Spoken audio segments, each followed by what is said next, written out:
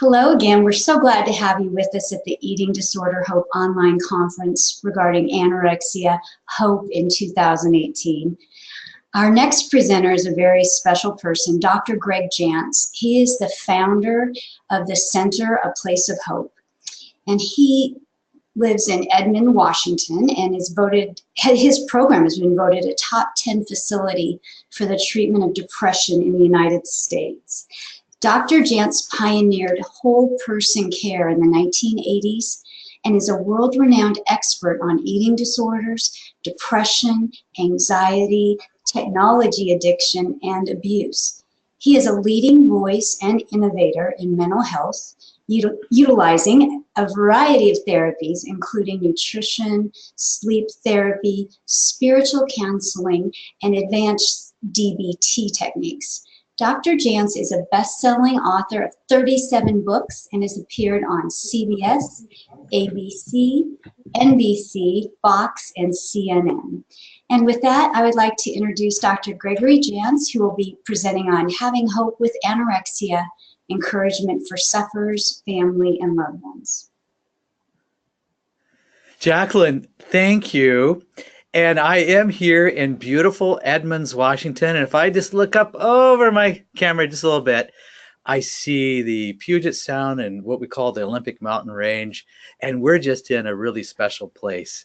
And I'm here today really to share from my heart. And in preparation and thinking about our time together, I want to let you know that my premise is there's hope for any and every situation. And I'll tell you soon why I can say that. I have been privileged to work and found a team here. It's our 31st year.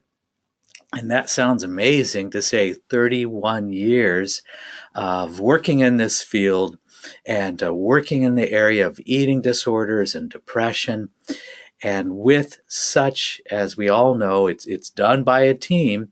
It's our team coming together to do the very best for those who we have the honor and privilege of working with. That said, I want to let you know how I, over 30 years ago, stumbled into the treatment of eating disorders and why today I can say, yes, let's believe and let's have hope. Now, hope comes when we have a plan. And sometimes our plan has to change. Our plan's organic. It's always changing. But we've got to have a plan in order for there to be hope. And that's something I want to bring today, a part of a plan of hope. And so you're just going to see me today. I said, I'm going to set aside all my PowerPoints.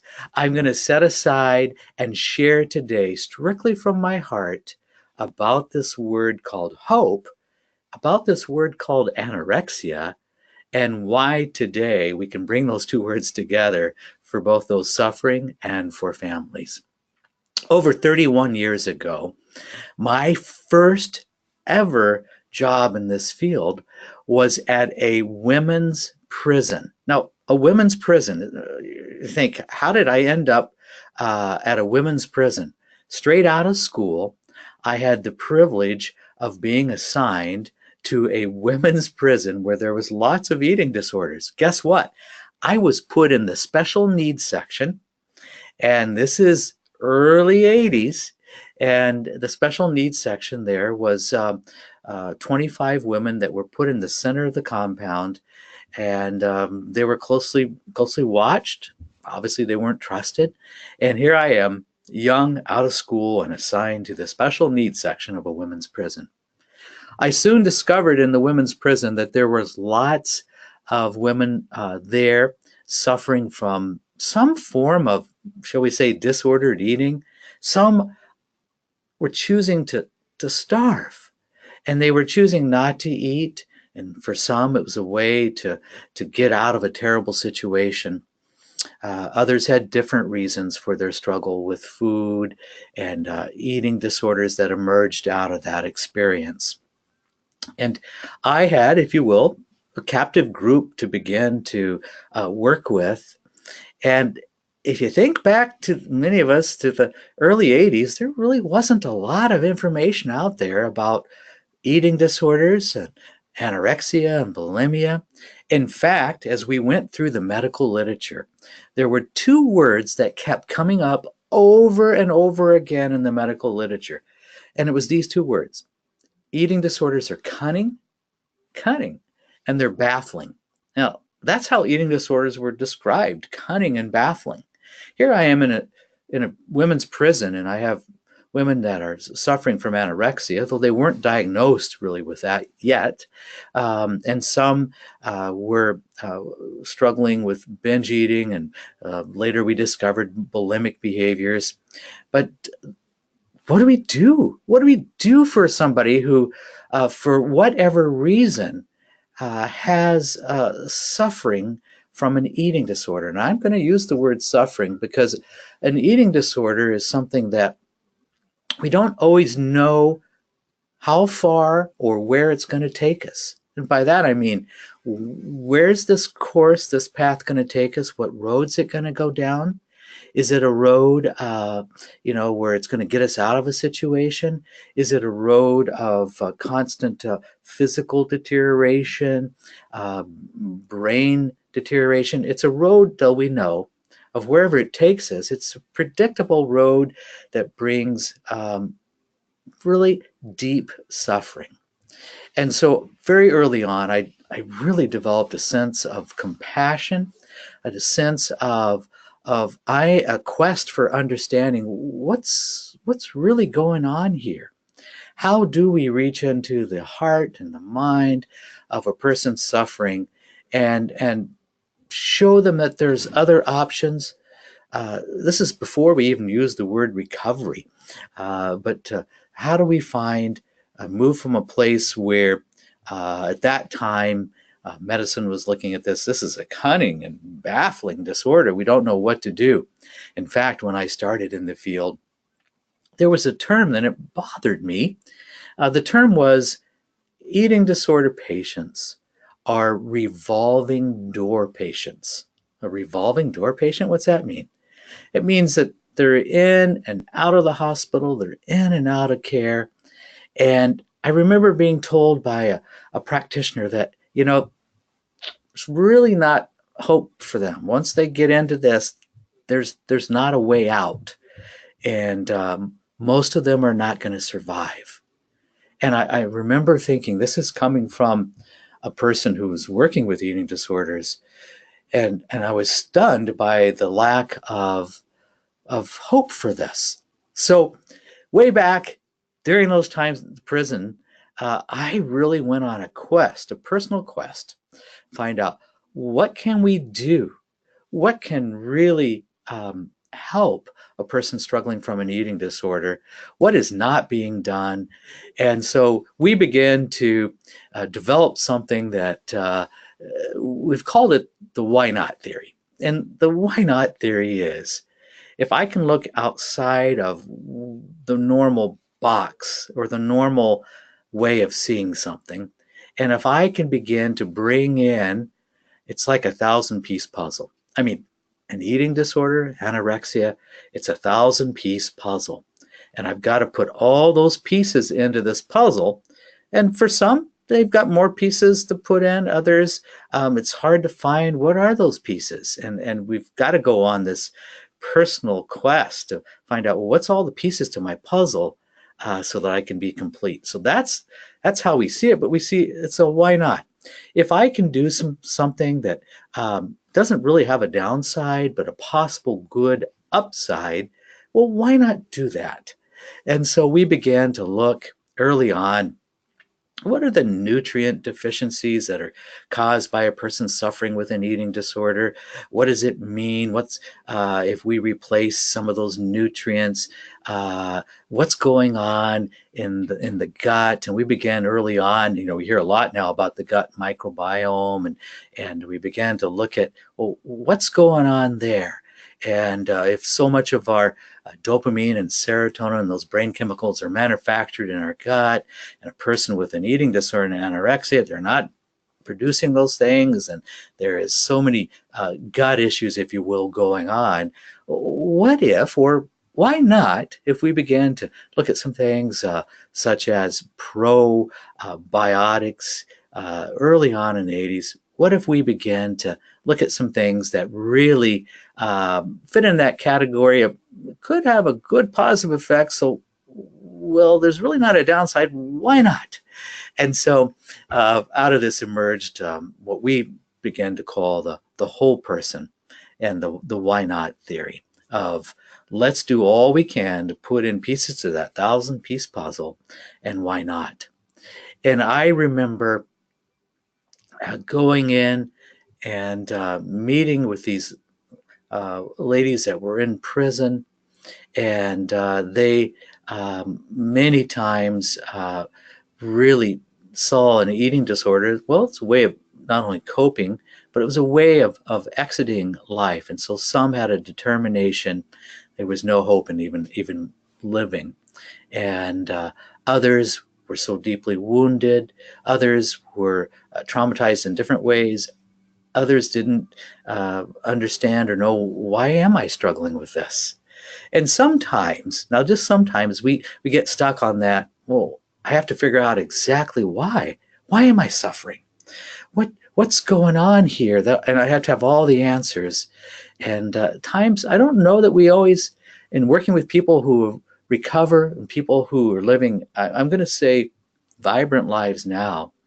And we have the privilege now, since we've been around for a while, of seeing people 10 and even 20 years later who whose lives are living a life of freedom from an eating disorder.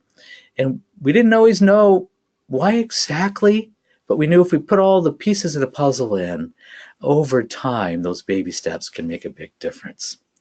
And today, if there's something that I really want to be taken away, is what are my why nots?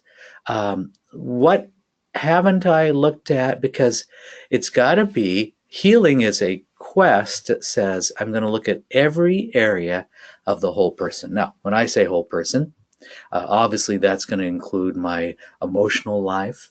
The whole person's going to include my relationships, both present, past.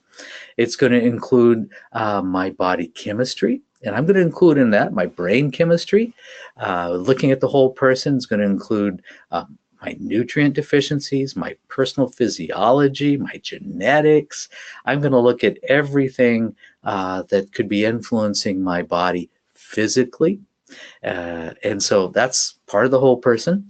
I'm going to look at areas, well, spiritual. I'm going to look at areas of faith. I also am going to look at intellect. And then finally, I'm going to look at even areas of life purpose and meaning.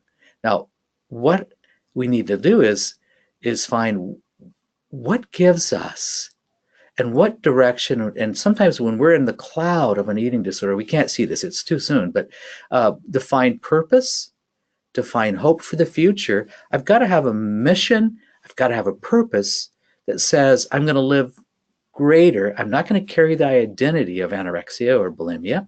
I'm not going to carry that as my identity. I'm going to find a deeper sense of purpose and mission that gives me that personal meaning. We all really do need that. All of us do. And by addressing greater life purpose, it's a part of that plan for hope. And in writing the books that I've done over time and dealing with this topic of hope, I see it's a central theme. And we don't ever want to say there's false hope. We don't ever want to say, hey, this is the magic answer. We don't want to do that. We want to speak with truth and integrity and say, look, as we begin to look at these different pieces, and why not replace these nutrients that you're deficient in? Why not address potential issues in the brain chemistry? Why not address these things? And as we do all these baby steps and watch our lives become strengthened and deal with immunity issues, deal with potentially thyroid issues, gut digestion, we got to look at all this and put together all these pieces. That's part of a plan for hope.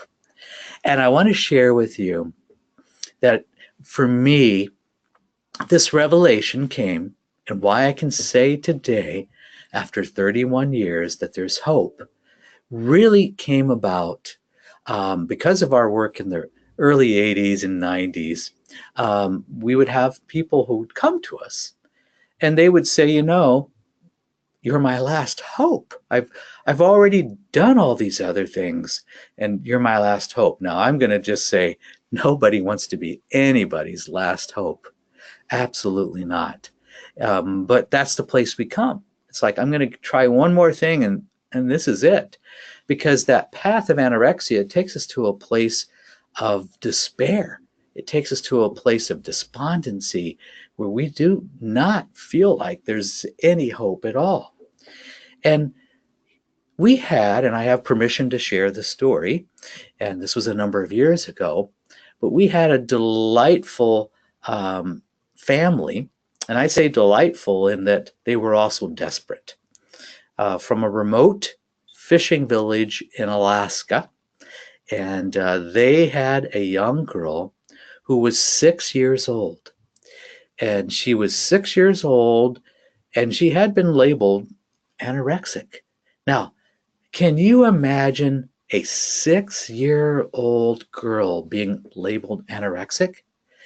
Now, this has been a number of years ago, and if it's true that about 2/3 of girls today in a 6th grade class have tried some form of dieting, and we interject social media and all the body image issues that are out there that a person is bombarded with.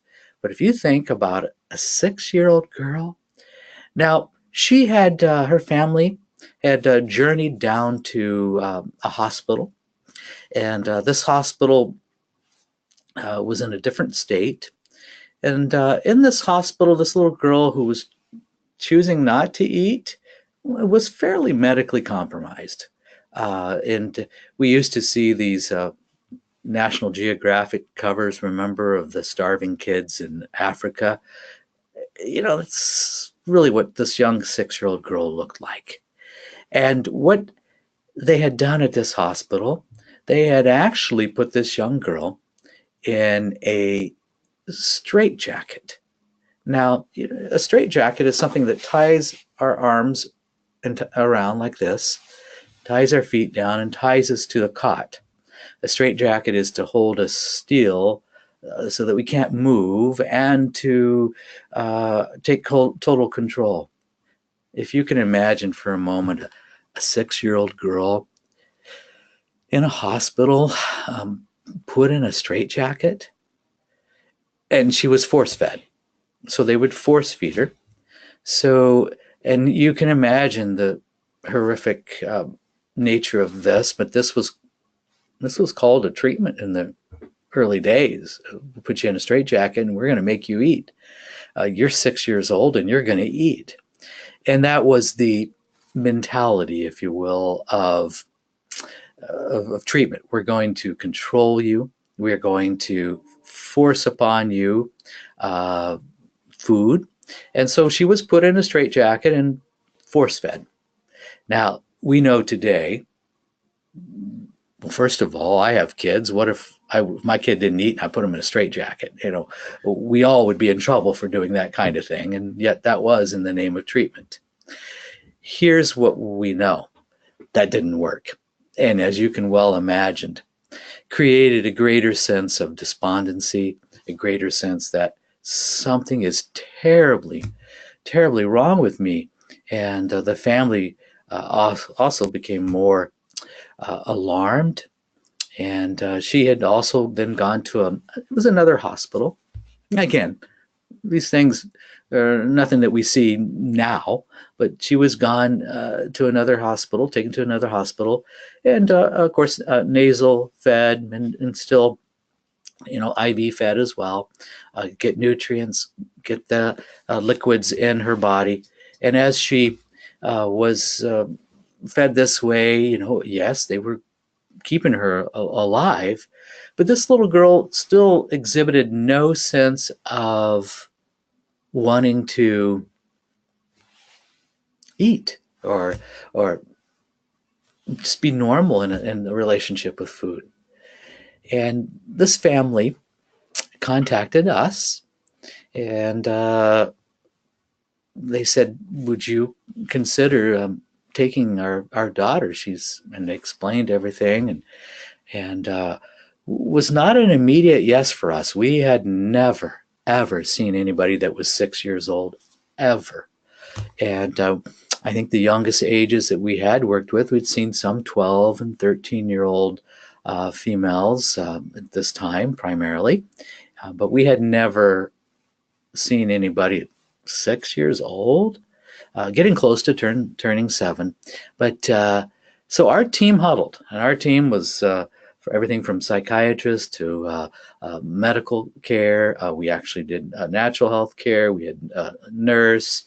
We brought the counselors, the eating disorder counselors, and the various specialty. And we met at that time and huddled and began to look at, do we say yes to this? Because obviously there is not only keeping this girl alive, but what level of care can we give, and how can we work with this family? And so the family came. It was mom and dad and the 6-year-old girl, and we said we would experiment by our why not theory. We said, well, if we can try some things and it has a potential to be life-saving, to help her family, well, why not? We'll give this so much time. And that's how we approached this. And for us, it was also just seeking wisdom. Being our group, we wanted to be prayerful and just seeking wisdom on how do we approach this. So that's our tradition, how we came at this. And the team said, yeah, let's try this for a number of days. Let's see where this goes, and let's make sure we got a good plan B and a plan C, and we can really be of help. So this little girl came, again, from a remote village in Alaska. She was not well, and she was overweight. We were concerned medically and had to have certain things in place in order to take this on. We had a special room that she was in for a little bit of time, and it was a room where our counselors and our team got down on their hands and knees, and the assignment really was to enter her world and make eye contact with her. In the hospital programs, she hadn't been touched or hugged. She was treated as though something terrible was wrong with her. And she just used to seeing people in white lab coats. And through all this, the family, which let me just add here, the family was well intact. There was not addiction. There was not abuse. I've written on emotional abuse. We didn't see an emotionally abusive family. And so some of the things that one might look for that were more obvious, we didn't see those factors. And this little girl, our team, was to enter into her world and just be with her. On day 3, we grew increasingly concerned. We were looking at what do we need to do here? And I was on my way home, and I was really heavy burdened with the situation. And we had said, yes, why not? Let's see what we can do for her. And we had spent extensive time with the family. And I drove by a local veterinarian's office, and he had a sign out front that said, free kittens. Free kittens. And this was about closing time. I pulled in, went in there, and I didn't know this vet, though we're in the same town. And I said, you got any of those kittens left? And he said, well, I just have one. It's the runt. It's the little kitten that he said, I don't think it's going to survive. And I said, let me see that kitten. And he brought out a little kitten that actually probably looked more like a mouse. And it could fit here on the palm of your hand. And I took it and held it. I said to this veterinarian, I said, this is perfect. This is just the kitten I want. And you can imagine him looking at me. But he said, okay, but it's probably not going to live. He gave me a little tube of sugary food for this kitten to lick. And I took that kitten and this tube of sugar mixture and went back to the center, a place of hope, and went into the room where this 6-year-old gal was. And I said to her, I said, sweetheart, your job is to keep this kitten alive. And she took that little kitten and she would pet and pet and pet. And she wouldn't let it go. And she would hold it very close to her and held it and held it. Now, by the way, she protein liquids and water. She would, with us sitting there, she would drink protein. Wouldn't really eat a meal. Always very slow. And if we would just say, "Hey, sweetheart, I need you to do that," we weren't forcing in the traditional sense of doing that. And so she would have water and a little bit of protein, drink, and she would pet this kitten. And we actually had a little joke. We said, wow, she's going to rub that fur off that kitten. She just won't stop petting it and petting it. And it was approximately 2.5 days later, after giving her this little runt of a kitten, that in the room, she's with one of our counselors. And obviously, of course, she's sleeping nearly with this kitten as well. And she's petting and petting. I mean, a remarkable amount of touch over and over and over. What she was doing was touching this kitten, and she would look up, or she looked up at our counselor, and she said, "I'd like to eat." And I remember our counselor was so stunned. Our counselor came out of the room, came and found us and said, "She wants to eat. She wants food. What shall I do?" And we're like, what? Nobody could ever remember her actually asking for food. And she said, "I want to eat." I said, "Go back in, find out what it is. What does she want to eat?" And so she actually had a little bit of a list. She wanted Pop-Tarts and maybe a few things we wouldn't really consider as much food, but it didn't matter. If she wanted those blueberry frosted Pop-Tarts, that's what we got her, and brought her back in, and she began eating. And there was never really a discussion around food. And again, we were having her parents there with her, and our assignment was to enter her world and to seek wisdom. Wisdom meaning, what are we going to do here that's why not, that hasn't been tried, that can bring about potential for positive change, that could be potentially life-saving. And so we didn't wear lab coats. We got down on our hands and knees, down on the carpet, down with the kitten, down with the little girl. And really from that day of asking for Pop-Tarts and a few other things, she began to eat. Time passed. And as time passed, she had gained weight. She was, there was a few hurdles. Just she didn't feel good in eating. Her digestive functions had to be slowly gotten reused to and introduced. We hear the term refeeding syndrome. Well, that's, there was some, though she was choosing to eat and we were helping with some nutrient mixtures, but it wasn't that long, and she was beginning to gain some weight and beginning to look different. She began to have a sense of even her skin, as changes, and aliveness began to come back to this little girl. And she even began some laughter, but she always held this little kitten so close. we began to look at what's going on here. And she had been labeled anorexic. And granted, she wasn't eating. And, it was a mystery why at 6 years old. So we began to look at that.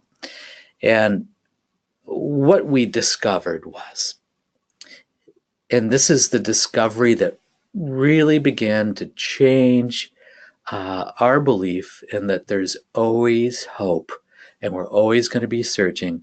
It may take a while to find all those pieces of that puzzle, but boy, when it's together, it's beautiful and it's life-giving. But there's always a process. We're going to stay with it till we get all the missing pieces to that puzzle that make up this person's life. Her body, for reasons unknown really to us, but was not manufacturing the human growth hormone. And so she had what we'd call today failure to thrive, because she wasn't releasing human growth hormone and wasn't growing, didn't have hunger, and didn't have that initiative to thrive that a 6-year-old would have. But what we noticed was all that touch. This kitten was growing. This kitten was changing as well. And her instructions were, sweetheart, your job is to keep this kitten alive. And so she kept it alive, and in doing so, she was releasing the growth hormone with all this touch for this little kitten. And today we know, and as we see premature babies, they're usually put on a touch schedule, and where they're taken from the incubator and they're put on a rotation schedule of stroking and touching, because we know that touch releases the growth hormone and helps initiate this thriving.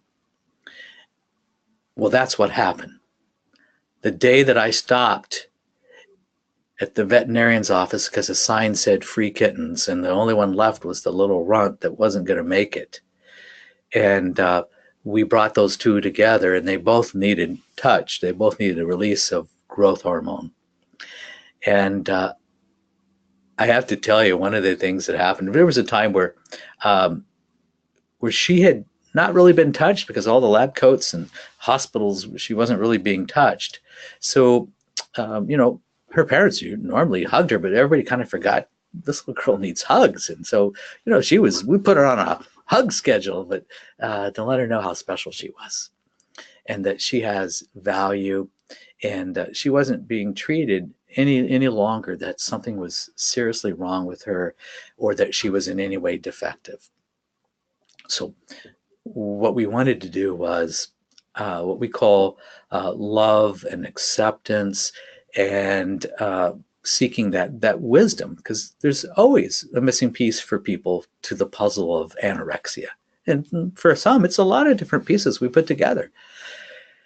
This is why today that I can tell you that there's hope. And by the way, it was time, as time went along, it was time for them to go back home to this remote area in Alaska. And the decision was that her parents had made was that, what, save the kitten at the center for others, and I'm sure she'll want a kitten when we get home. But as a part of her growth, they all decided that they wanted to leave the kitten here, and she'd get a kitten when she went home. And so that's what they did. And so this little kitten, word got out. And everybody, as this kitten grew, and this kitten had a few litters, it had a name of center baby, and so everybody wanted a center baby. And so we had a few generations, or a few, I should say, offspring. And these kittens are been in various places. It was really nothing per se about the kitten, but it taught us the power of the why not, and meaning and purpose. This young girl, as those who are suffering, need a reason to go on. They need to have hope. They need to know that they're not damaged. They're not defective human beings. whether I'm suffering with anorexia or bulimia or struggling with an eating disorder, there's still a plan and a purpose, and my life can be used and not only for healing myself, but for great good and to touch the lives of others. I share that story today because a child taught us that there's hope. Now, we've never since that day had a 6-year-old, younger ones, yes, or older than 6, young folks, but never a 6-year-old. We've had those that who have struggled, and I'm just going to say this kind of kept them in bondage for 20 plus years, and are still seeking that hope. And so today, I am even more convinced that there is a whole person approach, and that we want to always look at this. And this may mean for some, really the realization that there's some things in my digestion, some things in my chemistries that need to be adjusted, but maybe I have some unmet needs.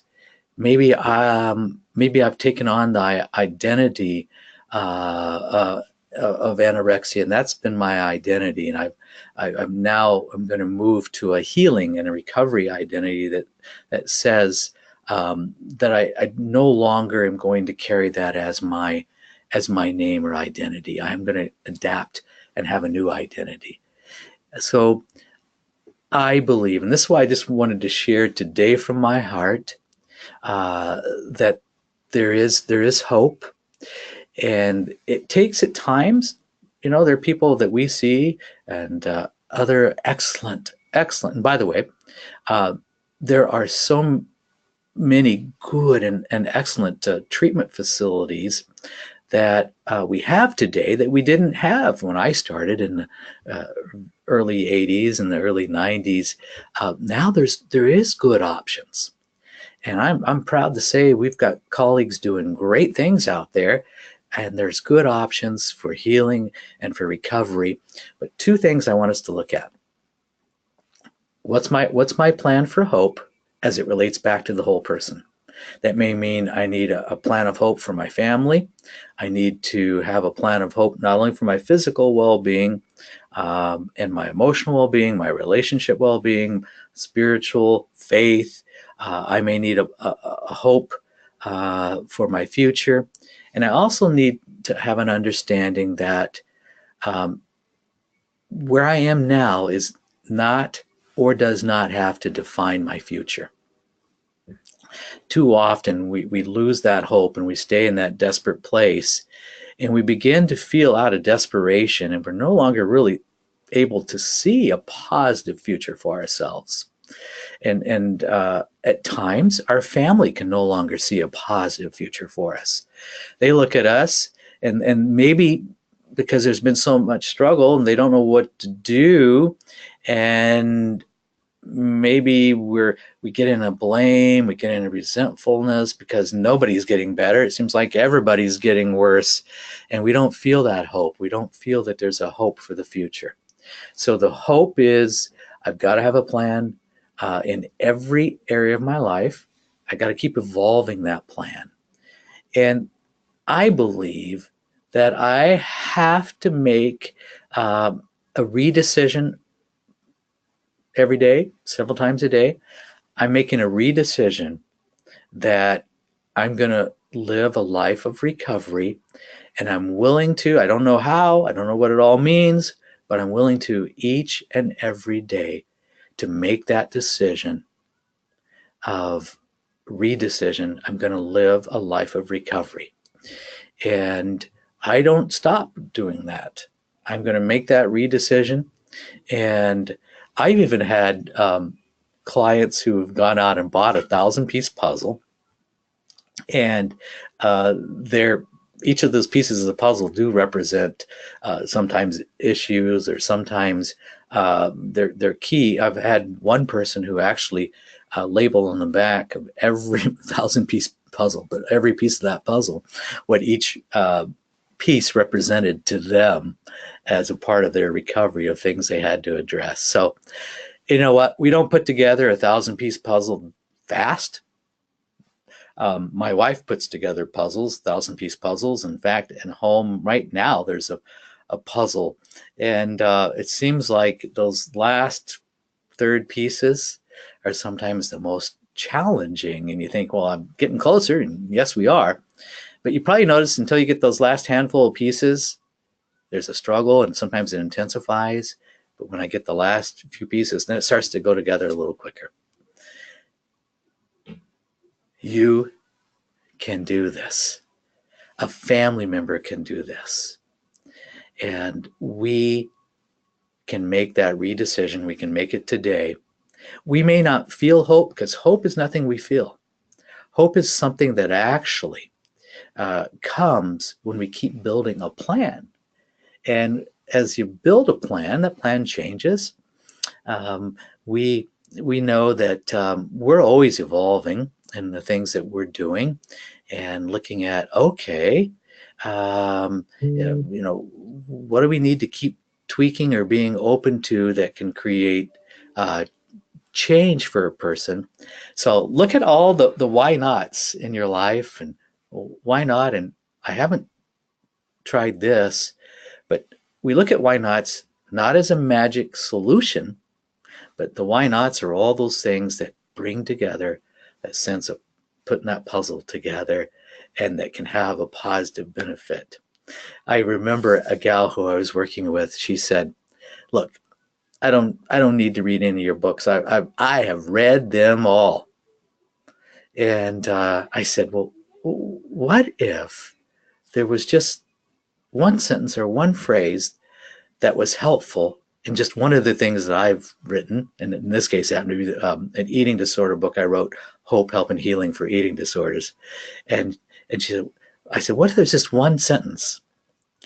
And she got to the end, and I remember when she saw me, she actually threw the book at me. She said, come on. And I said, okay, go back through, and I want you to find that one sentence that speaks to you out of all these pages. And she found a sentence in there that said that you have a hope and a future. She says, that has some kind of meaning to me. I don't know why, but that's the only thing in your book. All those 12 chapters, that's the only thing that's any good. I've already read it all. And sometimes we feel like we know it all, and it boils down to making that redecision that there is hope, there is a future. That's what I want to share today. A hope and a future. Let's not give up on ourselves or our loved ones. Let's stay with this for the long course. You won't regret staying with it. Where we regret it is when we stop, and we stop trying. So let's stay with it today. Can I say it again? There really is hope. Jacqueline?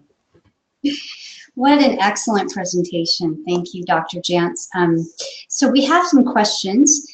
One is, of all 37 books you've written, are there some specifically that you would recommend for families that are discouraged with both addiction and anorexia, eating disorder progress, to still find that hope?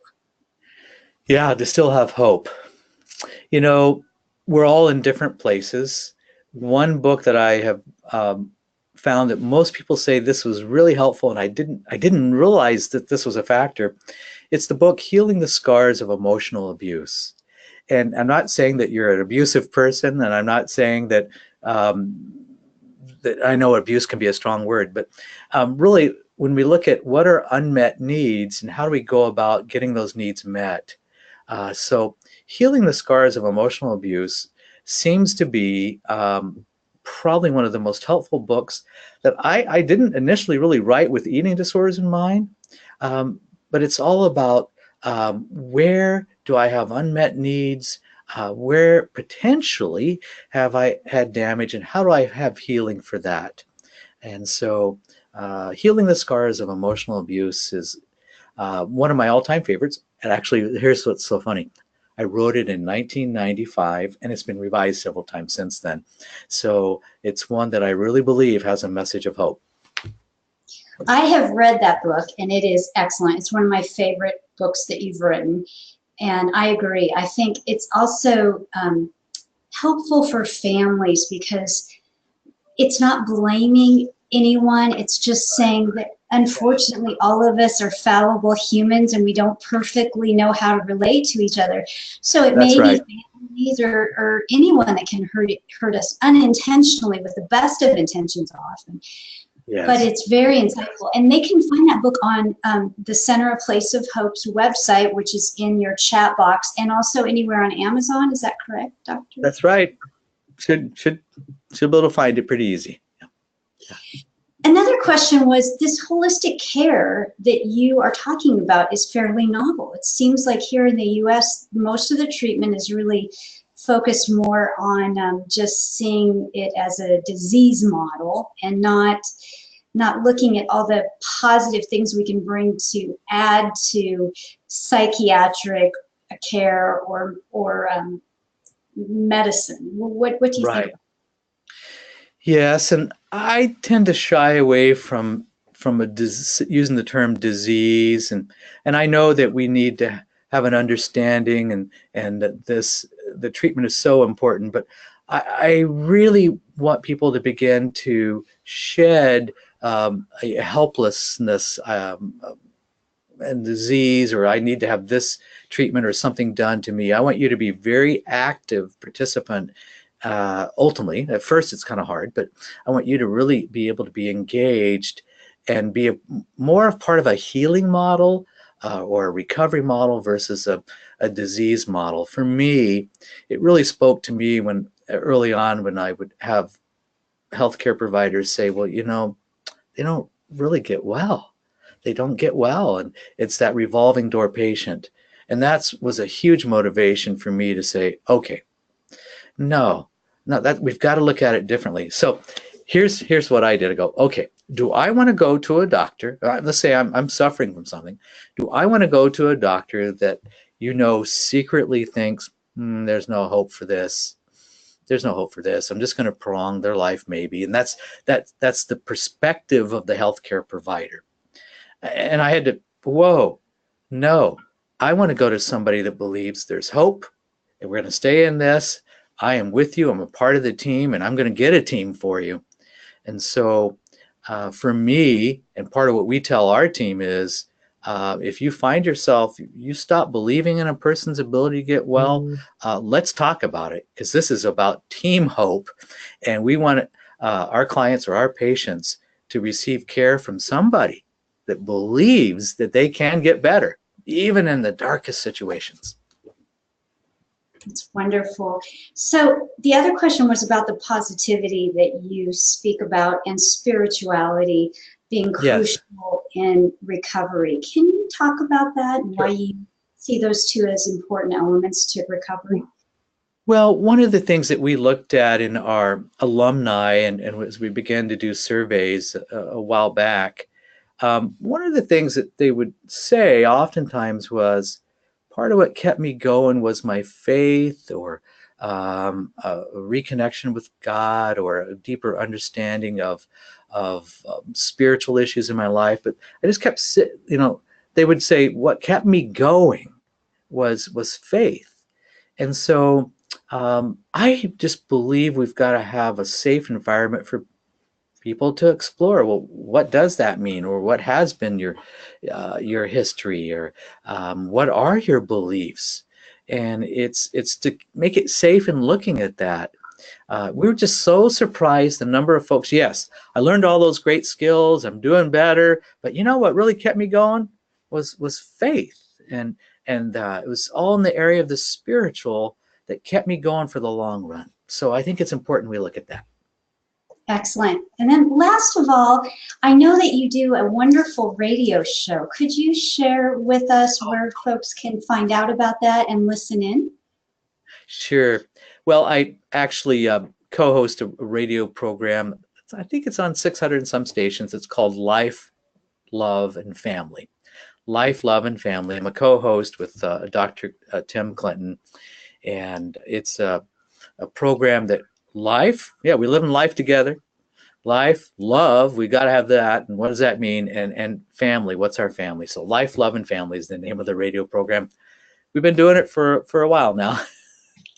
Wonderful. Well, I know I'm going to start tuning into it because I would love that inspiration. Thank you so much for your presentation today and sharing your expertise with us. Well, Jacqueline, you're such a big part of getting the word out and hope, and you're to be acknowledged because you're bringing together those that are suffering and families and the providers. So you are part of the, what we'll say, the treatment care revolution to help people know there are options. So thank you, Jacqueline, for what you do. Oh, thank you, Dr. Jantz. Have a great day. We really appreciate your time. Good to be with you. Good to be with you. Bye-bye.